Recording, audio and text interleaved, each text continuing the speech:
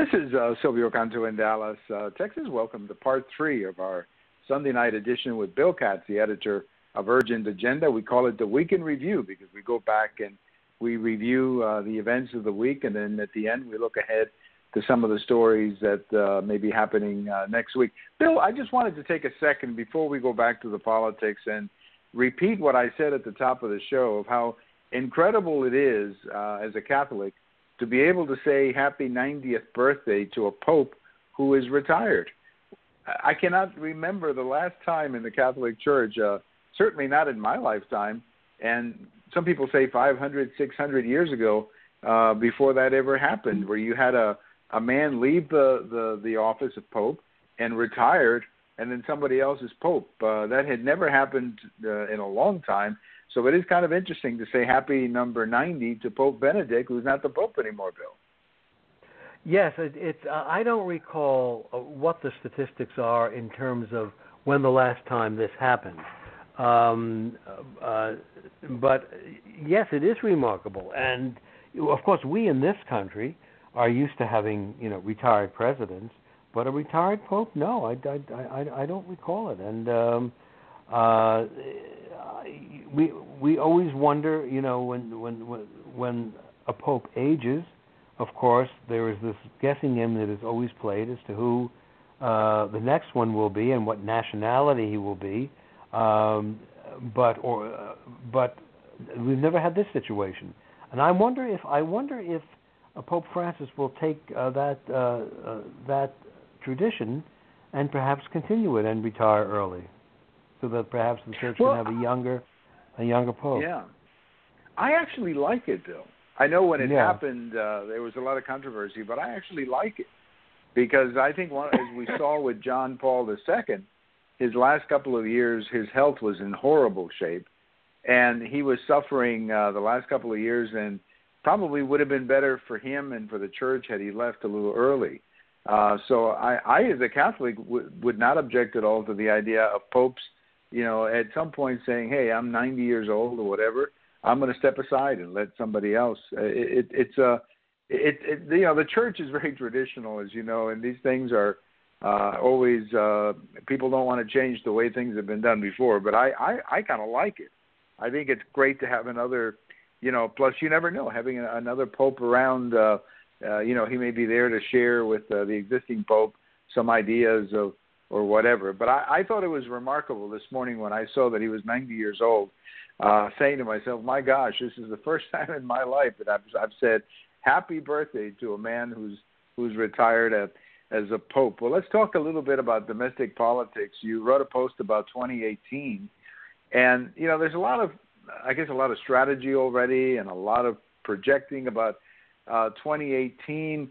There's so much up in the air. A lot depends on how successful President Trump is. I can see different scenarios. I can see a scenario where things go back for the Republicans. I can see a scenario where things really go bad for the Democrats. As I said, we'll probably know a heck of a lot more a year from now. But there was an election in Kansas last week where, the media was like desperately looking for an election that they could blame on Trump. This one they couldn't. Even though it was closer than probably people thought it would be, he still won. And there's one in Georgia coming up next Tuesday where once again, they want to turn that into a referendum on President Trump.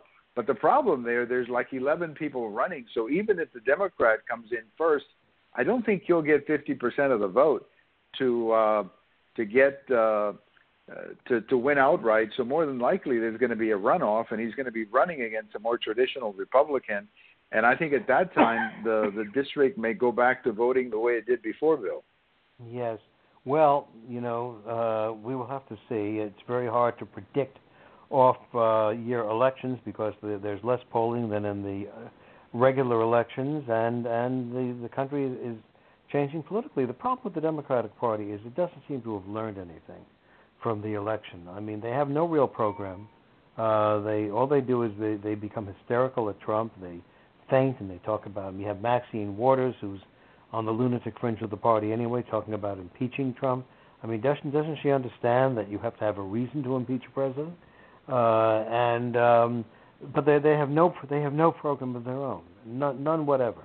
The party is under the thumb of the Bernie Sanders wing, which is a wing that I just don't think in a general election would do very well as soon as people find out what they really stand for.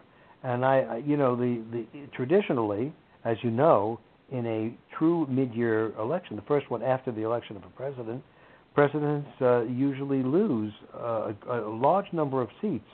And in fact, in 1942, which was the first mid-year election after Pearl Harbor, President Roosevelt, although he was the commander-in-chief in a very important and war that had great public support, lost an enormous number of seats in the House and even some in the Senate. I mean, he took a beating, and at a time when you would think that the public would want to give him full support. Now, what will happen next year, we don't know, except that the statistics, the history favors the Democrats because it's the first off-year election after the election of a president. But the statistics favor the Republicans because there are so many Democratic seats that are vulnerable, and very few Republican seats that are very vulnerable. It will really depend, it seems to me, on how popular Trump is. That will play a great deal, and also whether the Republican Congress actually does anything. I mean, you can't go to the people in 2 years and say, well, we haven't done anything but vote for us anyway. And I think that might be, by the way, a very critical juncture in American politics, because I can actually see the possibility that at some point Trump may disassociate himself from the Republican Party. If he becomes popular enough on his own, and it is possible, he might declare himself a Republican independent or an independent Republican and refuse to just go along with the ordinary endorsements of the Republican Party saying, look, fellas, you haven't done anything. But that's speculation. That really is speculation, but it can happen because he seems to have more problems today with his own party than with the opposition. Well, and I think that at some point the GOP, they were talking about that this morning on the television in one of the morning shows, that, you know, at some point they have to come through and do something on health care because, as you say, I mean, they said, give us a House, we did. Give us a Senate, we did. Give us a president, we did. Well, we gave them everything they asked for, and now they've got all the tools. They've got all the players to go out and do something. But, you know, you've got wings of the House, you know, the Freedom Caucus or whatever, saying that we need this and we need that. My sense is that they're going to work it out. I really do. I think they're going to work it out because I think they understand what not doing something will mean. It could very well – I don't think it'll cost them the House, but they will lose a lot of seats without any question. But I find it interesting. You were talking about the Democrats not learning. I find it interesting that in Kansas, you know, the media wanted to turn this election into a big national referendum, and yet the Democrat who ran for office, who ran for that seat in Kansas, Bill, was a strong supporter of the NRA, of the Second Amendment, a really what you would describe more as a center-right Democrat.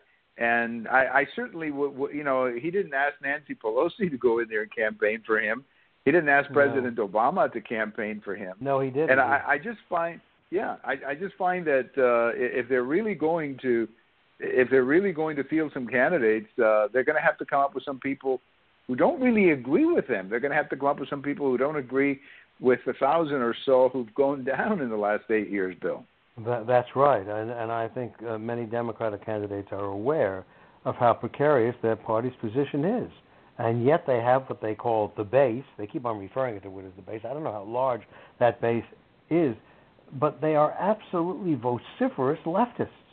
And they are forcing the Democratic Party to do things that I think most of its leaders know are crazy. I mean, I'm sure Chuck Schumer, who's a very bright man, knew that opposing Neil Gorsuch and destroying the filibuster was one of the worst strategies the Democratic Party could pursue. Because now, if Trump has another Supreme Court appointment before the 2018 midterms, they can just sail it through. Unless the individual is a complete nitwit, which it won't be. I mean, Gorsuch was an outstanding appointment, and he makes another outstanding appointment. The Democrats have absolutely no way to stop it. None. That's right. Well, looking ahead at next week, I wanted to go to Georgia, where there's a special election coming up. I think it's this Tuesday or the next Tuesday. I think it is this Tuesday. And it's an interesting situation because there's like 11 people running, 10 are Republicans, and one is this Democrat. But if you go to his website, Bill, if you go to the Democrats' website, he speaks in real generalities. I mean, this is not a guy who you would say speaks, he is a liberal, but he's not going out of his way to, for example, defend Obamacare. He says he's in favor of affordable health care. Well, everybody's in favor of that. That's right. And so it makes me wonder that I don't think he's going to get 50%. I really don't. So what will probably happen is he will be, the top two will go to some kind of a runoff. And when he gets into that runoff and he's actually running against a Republican, I think the Republican will tear him up on issues like Planned Parenthood and Obamacare and stuff like that, Bill. Probably. Let's see. I mean, the number I watch on these things is the presidential approval number, because it really does dictate a lot of the other things that happen in politics. And I see that number for Trump rising little by little, but it is rising. It's going in the right direction. I had written during the campaign that no matter who was elected, that person would go into office as the least popular president in modern American history because the campaign was so bitter. Both of them got horribly wounded, and I think that was correct. And I think that if Hillary Clinton had been elected, she would be exactly where Trump is right now in terms of approval. Probably in the high 40s.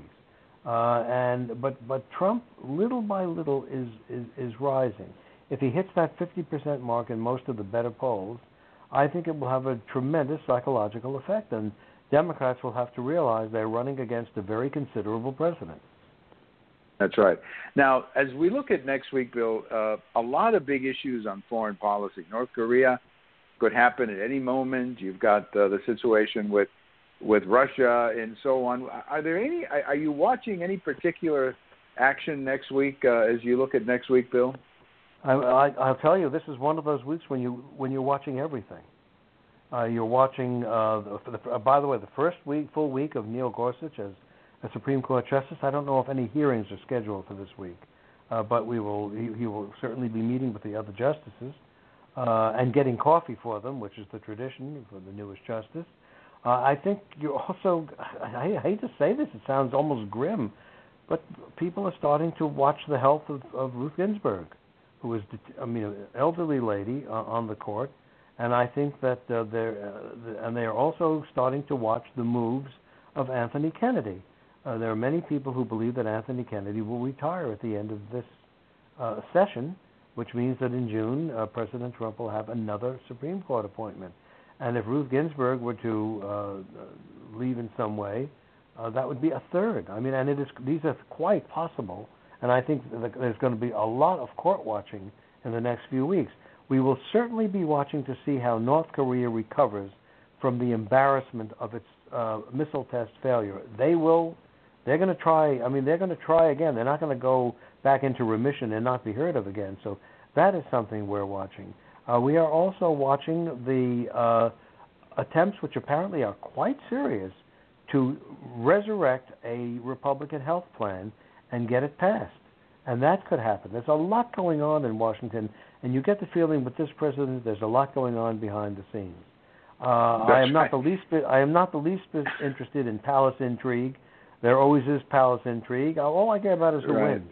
That's right. But there is a great deal going on and by the way, also going on, and we should watch carefully, is there's an upcoming election for the presidency of France. And it looks like a free-for-all at this point. And France is it's still a very important country in a decadent continent, but it's still a very important country. So we'll be watching that as well. Well, that'll be a big signal, whichever way it goes. And it could go in the direction of Marie Le Pen from what we're hearing, although there's also movement from the left. I guess we won't know for a while. But, it's just one of the amazing things to me about President Trump is I think he really plays the media.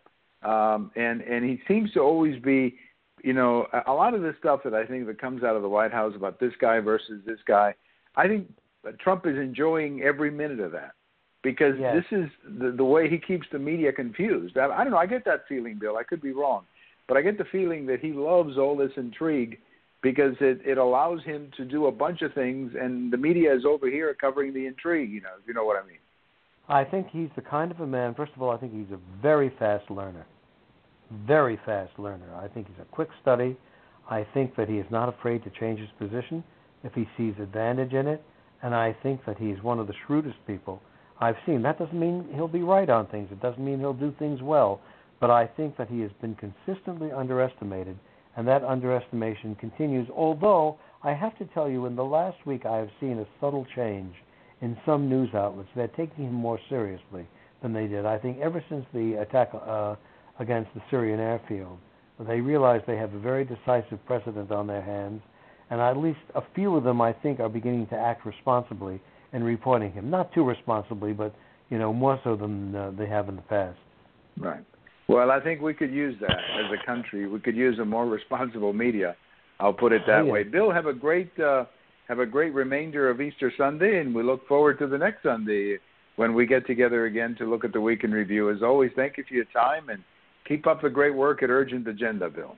Well, thank you, and I look forward to next week, Silvio. Thank you so much. Bill Katz, the editor of Urgent Agenda. Well, as always, the time just absolutely flies with Bill. We get into a lot of stuff, domestic stuff, foreign policy. We talk about a lot of things, and the time always flies, as you can tell. Happy Easter, everybody. This is Silvio Canto in Dallas.